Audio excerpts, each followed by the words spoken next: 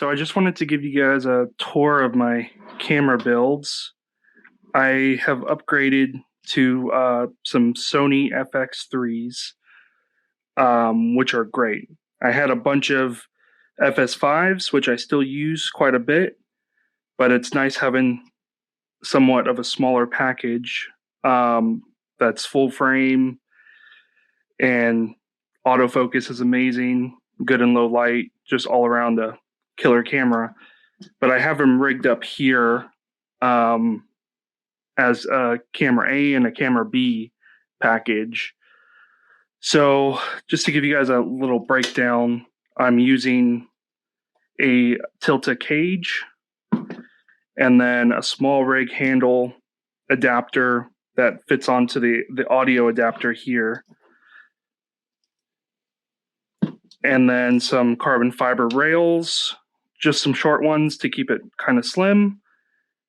And then a gold mount adapter on the back that powers the camera via USB.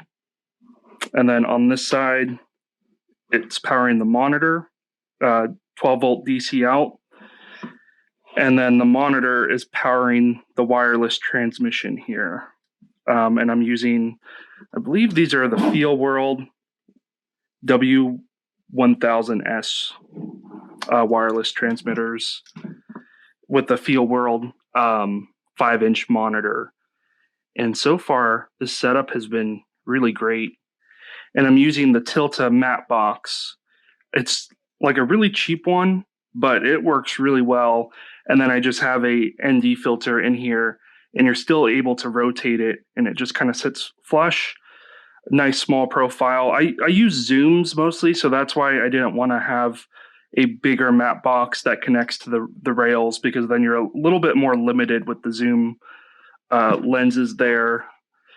And then as far as lenses, I'm using a Sigma 28 to 72.8. And then on this guy, I'm using a Tamron 35 to 150, 2 to 2.8. And then both have ND on there, a variable ND on there. But yeah, this is kind of the package. And then normally when I get onto set, I can just stick the receiver onto a monitor and then do like a split screen with both cameras on each side. Or I can have two monitors going at the same time for a little bit of a bigger image. But that's kind of my setup. And then honestly, I leave the cameras built in this configuration. And the way I transport them are with these essentially tool cases that I bought for tools, but I ended up putting some custom foam in there, and then the camera just kind of sits in there nicely. Here, I usually take the antennas off,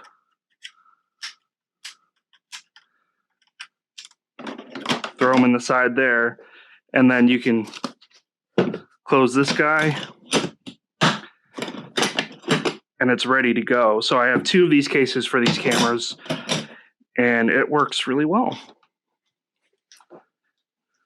Obviously, if you're flying with these guys, then you have to break them down and put them into like a Pelican case, and it's a little bit more of a setup.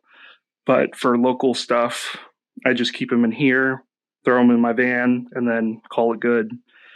As far as batteries, I'm using, I can't even remember the brand of these, but I have 8 of these 160 watt batteries, gold mount batteries.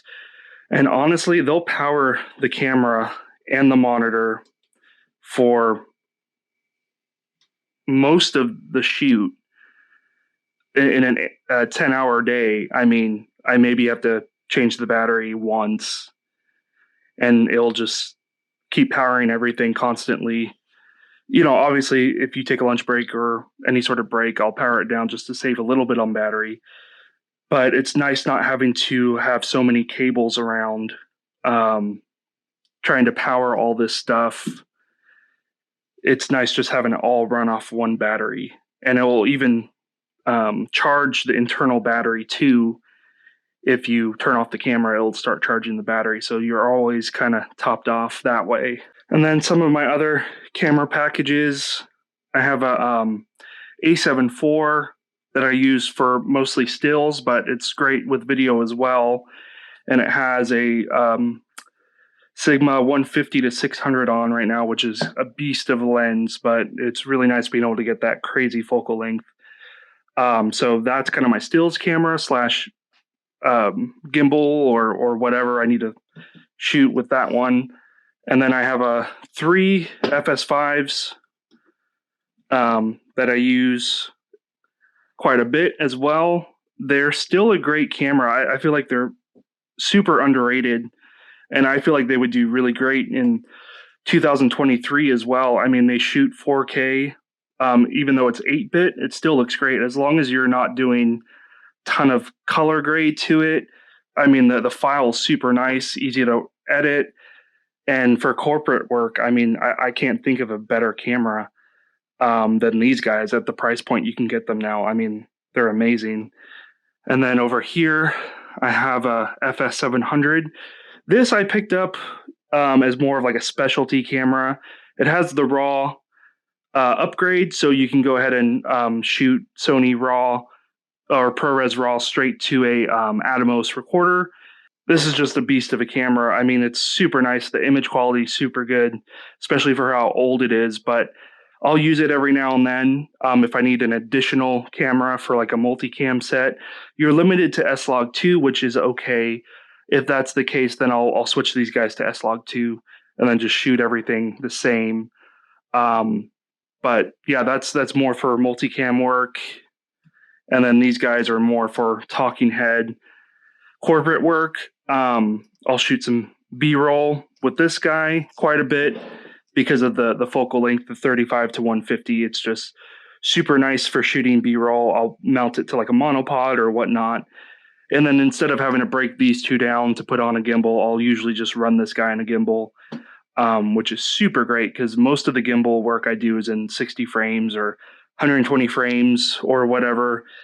And this just works really great. I'll throw on like a wide lens, maybe like a 10 to 18 with optical stabilization and call it good. So that's kind of a tour of my camera packages that I have. This is my workbench with a bunch of random stuff on it. It's not usually this messy, but I have a couple of shoots coming up over the weekend that I'm trying to prep for and make sure everything's good.